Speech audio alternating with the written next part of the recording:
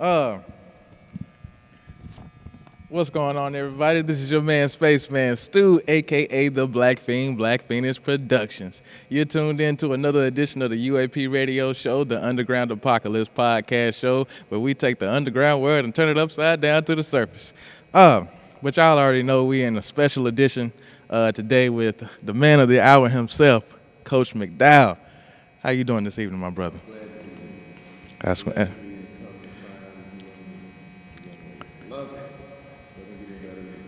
So, how'd you feel the day when you woke up? I'm just start there, just a random question. Excited because I love to see you guys. Okay. You be in good company. Young black people doing something positive in today's life. So I was just great. Good way to be. Same here. I went to sleep. I went to sleep a little late, but I couldn't really sleep anyway. So I was just sitting there. And I was like, all right. My alarm went off. I was like, all right, I got to get back up. I got to get up. So whenever it would go off, I would really catch it before it went off. I'm sitting here watching it go off. But not to prolong anything. What we're here to talk about your career, your legacy, everything that you've accomplished throughout the years. You have a whole catalog, pretty much, of accomplishments that are here right now, and I'm just gonna name off a few. Because if I named them, when I say it's list on list on list long, but what a lot of people wouldn't know, you've achieved the Fox 18 TV Terrific Teacher, the Regional Finalist Teacher of the Year, Kings Mountain District Teacher of the Year, the Kings Mountain Rotary Teacher of the Year, the Phi Delta Kappa Teacher of the Year, Bethware Teacher of the Year, Kings Mountain Math Teacher of the Year, the two-time North Carolina Math Teacher of the Year. Now, I'm gonna start right there just before I go any further. Now, when I say a lot of people would hear Coach McDowell, they wouldn't think about teaching or any math or anything like that. Now, what made you want to get into teaching or anything like that? I felt with me, I think I have a moral obligation to help the lost, the least, left behind, and the those. Those people get left out more so than anybody. So if I figured when I went into the realm of teaching, I could get back and make productive citizens out of the young people. It starts early. I taught fourth grade at Bedford. So I could put my stamp, put my approval on the right way. And so that makes me feel good because I got teachers now saying, Mr. McDowell, you're the reason I'm in education. And Mr. McDowell, you're the reason I do this. So that's fulfilling. Did you expect it to have that much of an impact when you first started saying, I'm gonna go teach, I'm gonna go learn, I'm gonna go learn about that? When I first got into teaching, when you think about going to college, most people in my community didn't go to college. They didn't go. They was working in the mill or just doing nothing. So what really got me focused on education, one summer, my mom took me to work in the mill. I said, oh, that's not me. I'm not doing that. All it took was one time. One time, I was one and done. That's all. And when I went in there, I said, well, they get 3 months off every year. That's a nice job. I can dress up and go to work every day. Be clean. Clean. Ain't nothing wrong with that. Ain't nothing at all wrong with that. And once I got it, I just absolutely loved it. And I did it different from most people. In my class, when the way it was set up, I had vice president, I had president, I had treasurer, secretary. Most classes, fourth grade, didn't do that. And so when I got ready to make my class rules, my kids helped me make the class rules. Most teachers today, they go in and have the rules already printed up. So if you help me make the rules, you're less likely to break the rules. Right, you feel a part of it. I was a part of it. So that was my secret. You walk in my class, they wouldn't talk. I could be out of the room, they wouldn't say anything to anybody. Just because we did it together. And those people never figured it out. Those people never figured And they always wanted to know. what's going on? How did you get this? That's the way. My kids fell apart of class. And this is what I did. Wow. So what would ever happen? What would you ever do if somebody was to act out or break the rules, just hypothetically? Oh, okay. So you wouldn't even have to worry about it. We did things, back then we did solar systems, we did projects, we had a Thanksgiving feast, we had partners in learning. So my class was totally set up different, brother. I had stations in my class. We go take every Thursday to this station, this station, this station. And in my classroom I had a chairman and a co-chairman. And I had like a real smart kid, an average kid, intermediate kid, and so I had 4 kids in So if you happen to be in that group, and I had what I call group of the week, Mm-hmm. I put your name on the side of my door, and they love that. Other teachers never figured out my class was better. And when it comes time for school to start, everybody want to be in Mr. McDowell. Everybody. Had a request, yeah. I said, "Coach, we can't put everybody in there." They just requested the because we get this time. Now, see, that's one thing that I think is missing a lot of. Like, it don't seem like it's a lot of chemistry between the kids and the teachers anymore, to where the kids will trust the teachers. Because if you're gonna teach somebody, they have to be able to trust you. They have. They have no power. They just come in, and you have to adapt and change every week.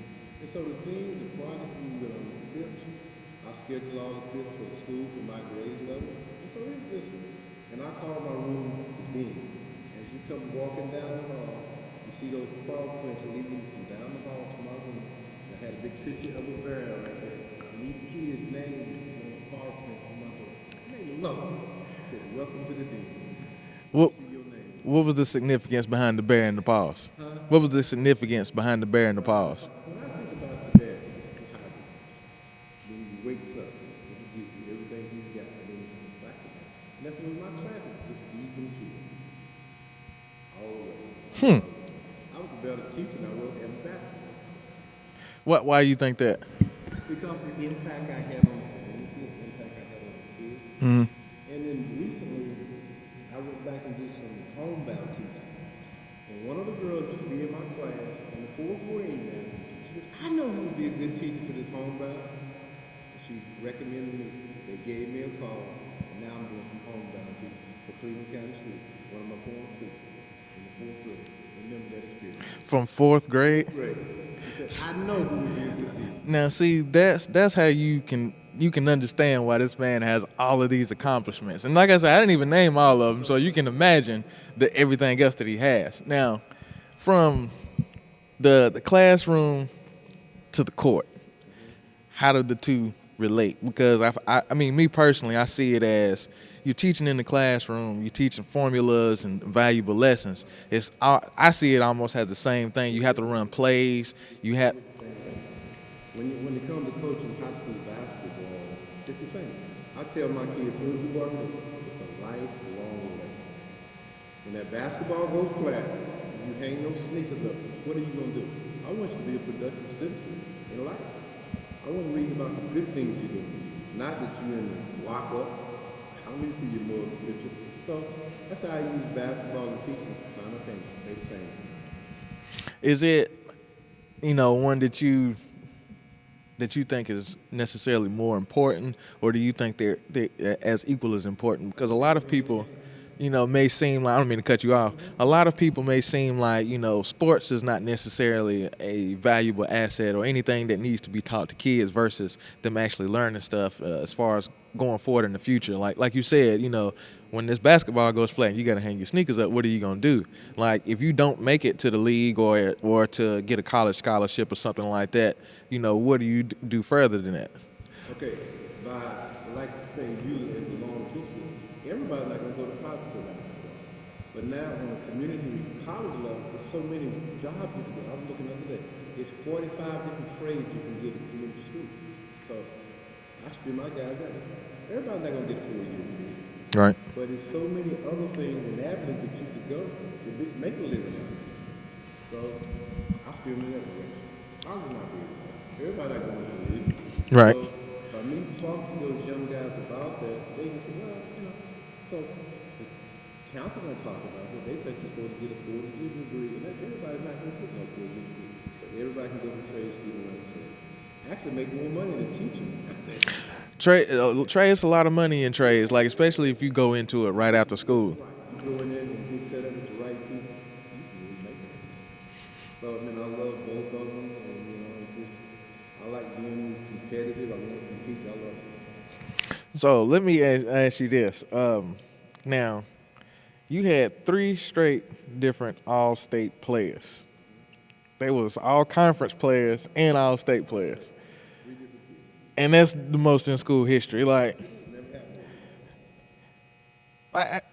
how what was your mindset, I guess, towards those athletes? when I first came over here, they got put out of the turtle. They wouldn't let them come. Mm. No discipline, out of sorts, no character. When I came in here, the first thing I'm telling you got to be disciplined. Right. Discipline. I walked in the first day, I met with you, I said, I'm firm, I'm friendly, but I'm fair. I'm firm, I'm friendly, but I'm fair. So when I come in here, I started out with discipline. And from discipline, basketball is fundamental. And we do fundamental every single day. And you talk about those different players that we all come. One of them was 6'6", and one of them was 5'3", and one of them was 6'2". So that's what it was. 6'6", 6'2", and 5'3". Muggsy Bowl and then the average NBA height. Exactly right. And you would think, how in the world? Because all of them fundamental something. And that's how I did. Started day one, they didn't know anything about basketball. This was wild, country, everything we ever seen. But, and I tell them we're going to build this thing. I say, Rome wasn't built in this thing, we're going to build it brick by brick, step by step. That's how I do it. Brick by brick. It's ironic you say that. I know somebody who used that slogan a whole lot. Y'all know what I'm talking about. But that's building the foundation. Like that's where everything has started. Like where we were before. As far as the church, a lot of stuff is started in the foundation of the church. But going back to your coaching legacy. How was it winning the championships for? I know you're at another school right now, so I hope y'all don't get disappointed in me talking about this. I got to dig up some history as far as your wins at Kings Mountain. Like, what was your direction with those guys? Because you have a different group of guys from here than you have anywhere that you ever coach, even if it's a group of girls or anything, like you said, the 8 girls you had. It's different, different teams. So how did you go about it when you was at Kings Mountain? I love it because I live in the community. You know it. Mm-hmm. That's the thing most coaches don't understand. When you know the people, mom, the dad, and the kids, it's more pressure, but you want that pressure because you're trying to make them better. And at Kings Mountain, that's the kind of thing I had. 2 or 3 guys were in the same community. So I stayed on. I had my hand on it. But there, it was so easy to coach them. Same 3 rules. Firm, friendly, but I'm saying. Nothing changed. They know who I was. So, the Kings Mountain High, when I first got there, you had to read it. Mm-hmm. They was all out of character. I love about it. They didn't know. They were just out. So once I got in there and put my stamp with you, we start rolling. To be there and win 3 straight conference championships, never happened. Right. And we played in 3 straight sectional championships, never happened. And won 2 of them. So, in order to be out there competing with that, I just love it. Because I know it's good. I know I can coach basketball because it came from the age stuff I did in AU. So if I can win champions on the national level, why couldn't I win it on the high school level? Right. It wasn't good. So I came in and did it my way. We came out to the smoke, came out to the hip-hop music. How they wanted it? Yeah, man. Kids had one had a name on the back, so we were rocking and rolling back then. Okay. That's a lot of teams might not have the names on the jersey, and they might not think it means anything. But like when I played, I didn't have my name on the back of the jersey, so I was like, man. So when I played against other teams that had it, I kind of got envious. I'm like, man, I want my name on the back of my jersey. I just had such a personal relationship with my guys. Mm. It wasn't nothing for the coach. Call me, coach, what's up? They still call today. Kids here still call. That's the kind of relationship most coaches don't have. They practice, play the game, and they go home. Mine is all year round. I got kids over here calling me, they text me all that. Coach, you see this, you did that. And so that's been my reward, just giving back and letting those young men see what it's like to be okay. All high school kids do. It's good with me too. I think it's a lot of good ones. I think that there aren't enough people that take enough time with the students or kids in general. Like even if you see adolescent youth out in the community, most people he ain't gonna be nothing in life, and they just write them off. I don't care how you wear your pants. That's not my job to tell you who your pants are. You know your pants are nice. But once you come in my gym, you don't have no hats on your head, right? Your pants are not pulled up. It's no sir, yes sir, thank you, please. You can't say those things. You'll never be on my basketball team. Never. You Fundamentals. Yeah, that's right. That's the way it is. Well, you hear it first right here on the UAP Radio Show. Like I said, man, we're sitting here with the man of the hour, Coach McDowell. I want to ask you one more thing before we go to the next area. What is one thing that you want to make sure that you instill to any basketball player or any student that you come across? Like, what is one common goal that you want to make sure that you try to get across to any student or athlete? Life's not easy. It's going to be hurdles in life every single day. Either you go over or you go around or you turn another way. So I would like for people to, when they put that hurdle in there, step over that thing and keep going. It's going to be another one waiting out there. Step over that hurdle and keep going. Don't be discouraged because of the negativity out there in life. Just keep going and believe in you. No matter what somebody tells you, believe in you first, and you can do it. You start out doing it. Because I remember when I was at Apple, getting ready to go to grad school, I had to teach a white lady. I don't think you can get in. I'm looking at my grade. Right. I'm looking at my GPA. You tell me I got to go to grad school in Tennessee? I said, thank you, man. That's not going to happen. I'm going right here. So that was a hurdle when I had to just step over and keep going. A lot of lesser hurdles got me scared. Well, she's probably right. She's a counselor. Polite as anything. Stepped over that hurdle and kept going. It's always been a hurdle. I like the challenge. That's the main thing. If you're not challenging yourself every day, you're not pushing yourself to be your best. Not at all.